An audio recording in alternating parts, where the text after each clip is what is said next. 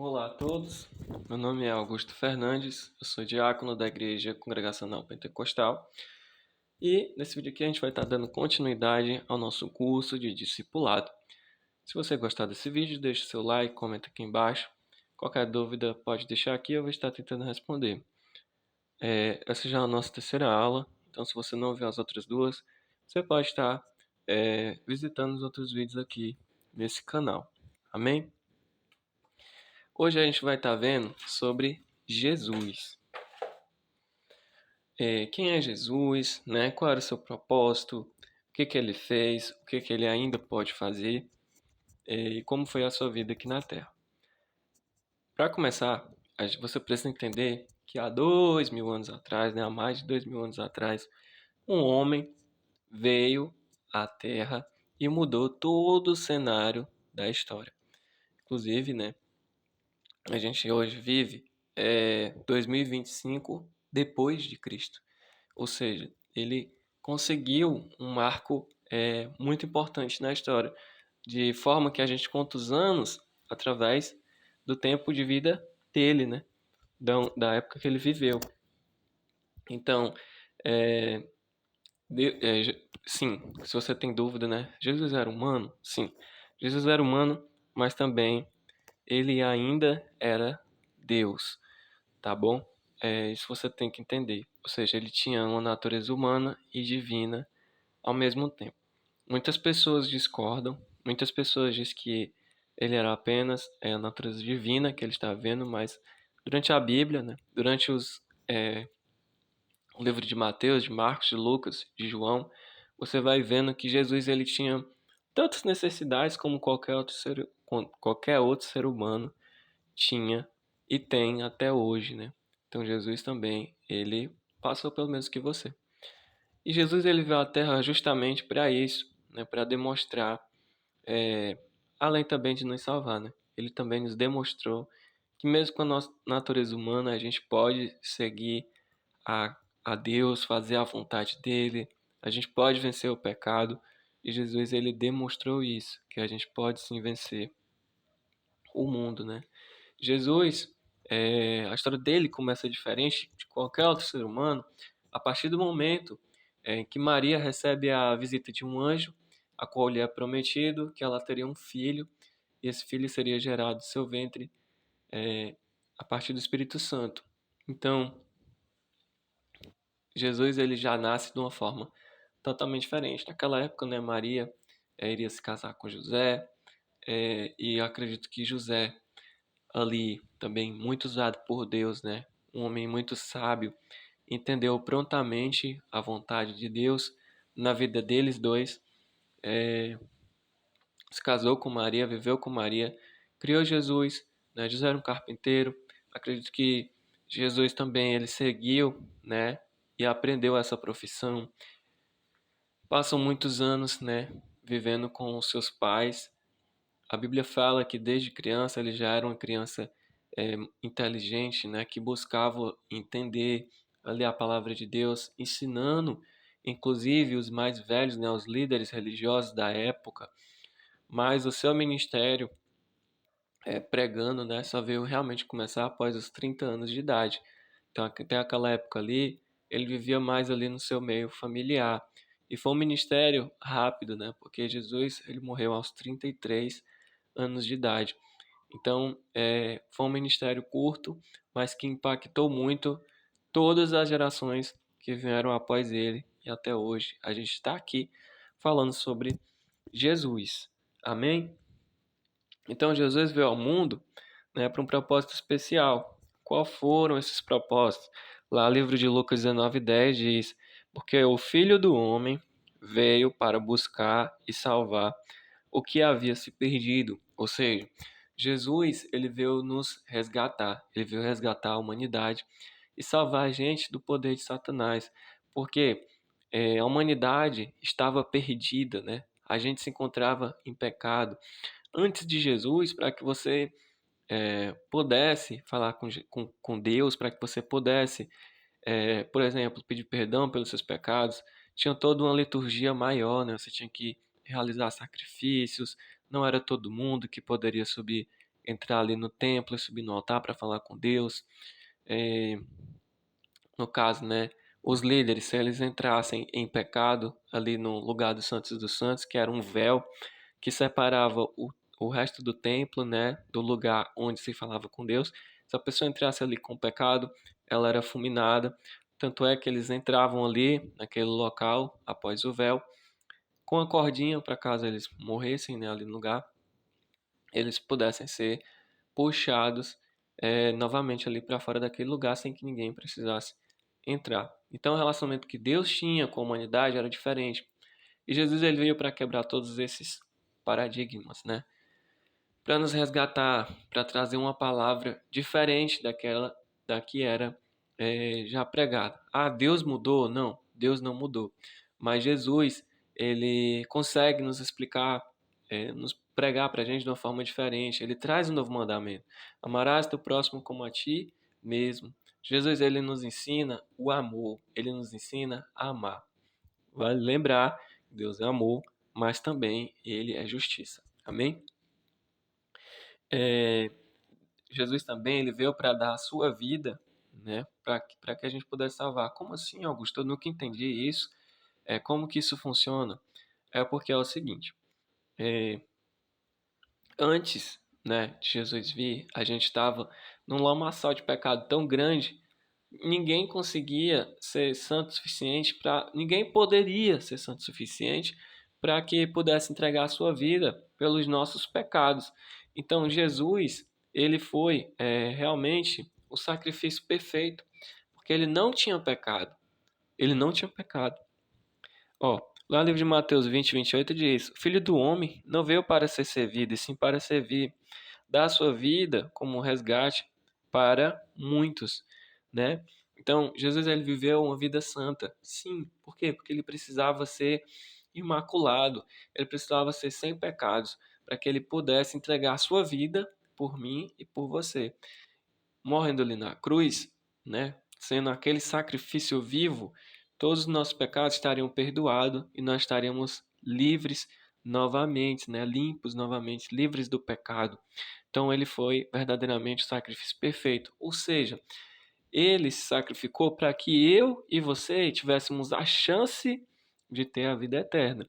Antigamente, essa promessa era mais voltada para o povo de Israel, né? Antigamente, mais para os judeus. Não se falava muito da salvação para outras pessoas. Então, Jesus ele veio expandir isso, ele veio pregar de uma forma diferente, ele veio morrer pelos nossos, para que a gente pudesse ser salvo, né? Ele veio morrer para que os nossos pecados fossem perdoados, porque a gente não tinha capacidade de nos salvar, né? Todos nós estávamos tão sujos que não tinha uma pessoa que pudesse vir e se sacrificar por nós. Então, antigamente era assim. Por exemplo, eu queria ser perdoado pelos meus pecados, então eu pegava um cordeiro, né, ali limpo, né, imaculado, perfeito, para poder oferecer como sacrifício. Então, esse sacrifício que Jesus fez por nós é muito da simbologia também. Importante você estar pesquisando sobre isso depois, um pouco mais sobre as formas de sacrifício, né, antes de Jesus, para que você venha entender melhor essa parte. Amém? Ele também veio para destruir a obra de Satanás na nossa vida, né? Para nos dar a vida eterna, para nos dar um novo nascimento, para nos ensinar várias coisas. Então, a vida de Cristo para a Terra ela foi crucial, né? Lá no livro de 1 João, capítulo 5, versículo 11 e 12, vai dizer: Este é o testemunho. Deus nos deu a vida eterna e esta vida encontra-se em seu Filho. Quem tem o Filho tem a vida. Quem não tem o Filho de Deus não tem a vida. Então Jesus ele veio para nos dar vida, para nos dar um novo nascimento. Lá no livro de João, capítulo 1, versículo 12 diz: Contudo, a todos que o receber, e estes que creram em seu nome, este lhe deu o direito de se tornarem filhos de Deus. Filhos que não são nascidos da descendência natural, nem de uma decisão humana, ou ainda à vontade do marido, mas nascido de Deus. Então, hoje, né, após a vinda de Cristo na Terra, a gente tem essa oportunidade, né, de se chegar mais a Deus. Porque o véu do templo foi rasgado. Quando Jesus ele se sacrificou por nós, quando ele perdeu a sua vida, a Bíblia fala que o véu do templo se rasgou. Isso ali simbolizando que agora a gente poderia ter um relacionamento mais próximo com Deus, né? Tanto é que, como eu disse no vídeo anterior, Jesus, quando ele parte, né, para o céu, ele diz que está deixando o Espírito Santo para nos consolar. Então, até hoje, a gente tem o Espírito Santo na gente. A Bíblia fala, nós somos templo e morada do Espírito Santo. Amém? Então, e a Bíblia fala, né, que Deus ele é onipresente, onisciente, onipotente, ou seja, ele está em todos os cantos. Ou seja, a vinda de Jesus aqui na Terra fez com que você possa orar a Deus no seu quarto, em silêncio, como a Bíblia fala. Você possa pregar a palavra de Deus. Você possa ir à casa de Deus, o adorar, sem precisar oferecer um sacrifício, né, de animal ou outra coisa. Você pode ir e oferecer um louvor, uma adoração. Você pode entender o seu ministério, entender a vinda de Cristo. Você pode obter respostas mais facilmente. Você tem a Bíblia em suas mãos. Jesus também veio, né, para a Terra para que pudesse restaurar a nossa comunhão com Deus Pai, né? Lá no livro de 1 João 3 diz: proclamamos-lhes o que vimos e ouvimos, a fim de vocês também possam ter comunhão conosco. E a nossa comunhão é com o Pai, com o Filho, Jesus Cristo. Então a gente pode sim ter uma comunhão com Jesus. Jesus também veio para nos mostrar a natureza de Deus, né? Lá no livro de João, capítulo 14, 7 a 11 diz: se vocês realmente me conhecem, é isso Jesus falando, né? Vocês conheceriam também o meu Pai. De agora em diante, vocês o conhecem de fato e o viram. Que qualquer pessoa que me viu também viu o Pai. Você não crê que eu estou com o Pai e que o Pai está em mim? As palavras que lhe falo não são simplesmente minhas, porque as palavras, minhas próprias palavras, ao invés é o Pai habitando dentro de mim. Quando eu digo que estou no Pai, que o Pai está em mim. Ou seja, aqui a gente vê a figura de que Deus ele é trino, né? Ele é o Pai, o Filho e o Espírito Santo. Quando Jesus estava aqui na Terra, ele era sim, ele tinha a natureza humana, mas também Deus habitava dentro dele. Então, Jesus, ele conseguia ter essa dualidade, né, da natureza. Ou seja, quando ele veio aqui para a Terra, ele veio mostrar fisicamente para a gente aqui na nossa presença, né, qual era a natureza de Deus, né, o que ele tinha para nos falar, o que ele tinha para nos pregar, né, toda a sua palavra. Amém? Jesus ele veio, né, nos mostrou também o amor de Deus. Muitas pessoas, naquela época todo mundo só conhecia mais a parte da justiça de Deus. Como assim? Você vai ver, por exemplo, a história de um homem que ele tinha relações com sua esposa e ele não ejaculava ali na sua esposa, né? Sempre ele fazia ali na terra. E aquele homem ele foi morto durante um período ali. E esse é só um dos exemplos, né? Você vai ter também as guerras, né, que aconteciam, por exemplo, com Davi, né? Você vai ver a vida de Samuel, você vai ver várias passagens bíblicas mostrando mais a parte da justiça de Deus. Então as pessoas elas tinham mais temor, né? E a gente não deve ter apenas temor, né? Não é ir por medo, mas seguir a Deus por medo, mas seguir Ele por amor, saber que Deus também é amor. Né? Lá no livro de 1 João 4,10 vai dizer: foi assim que Deus demonstrou seu amor para conosco. Ele enviou seu unigênito Filho ao mundo para que pudéssemos viver através dele. Isso é amor. Não que tivéssemos amado a Deus, mas que ele nos amou e enviou seu Filho como sacrifício expiatório para os seus pecados. Então ele nos amou tanto que deu seu Filho unigênito, não, seu único Filho ali para que todo aquele que nele crê não pereça, mas tenha vida eterna, isso que a gente falou no primeiro vídeo. Então Deus, ele nos amou primeiro. Deus, ele sempre nos amou, sempre teve um plano para a nossa vida. Amém? Então Deus, ele tem um plano para a tua vida. Jesus também, ele veio para mostrar o poder de Deus, né? Eu sei que hoje, infelizmente, a gente vive uma época de apostasia, onde você não vê muito os milagres acontecendo como antigamente, cura de paralítico, de doenças, enfim, porque a fé das pessoas tem diminuído. Mas Jesus, quando veio, ele demonstrou o poder de Deus, né? Como curou enfermos, né? Aleijados, curou cegos. Lá no livro de Mateus 4:24 fala: E a sua fama se espalhou-se por toda a Síria. E traziam-lhe todos os enfermos várias doenças, os que sofriam dores intensas, demoniados, os epiléticos, paralíticos, e ele os curava. Jesus também ele expulsou os espíritos malignos, né? Ele realizou milagres como acalmar a tempestade, ressuscitar Lázaro, né? Ele, além do mais também, além de tudo isso, ele ainda ressuscitou dos mortos. Jesus também, ele compartilhou conosco os seus sofrimentos em vida. Amém? A Bíblia fala que Jesus, ele suou sangue ali antes de ser sacrificado, né? Por causa de tão nervoso que ele estava. Quando ele sabia que ele ia ser levado, né, como sacrifício, ele chamou seus discípulos para orar. E ele se angustiava ao ver que eles estavam dormindo, né, durante as orações.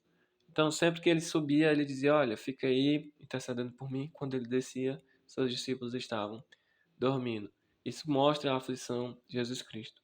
Além do mais, quando estava chegando o momento, ele fala: Pai, se for possível, afasta de mim esse cálice, né? Ou seja, de alguma forma, ele também tinha os mesmos sentimentos que a gente, mas ele sabia que o plano de Deus, né, era muito mais importante que salvar a humanidade, que salvar você, que me salvar.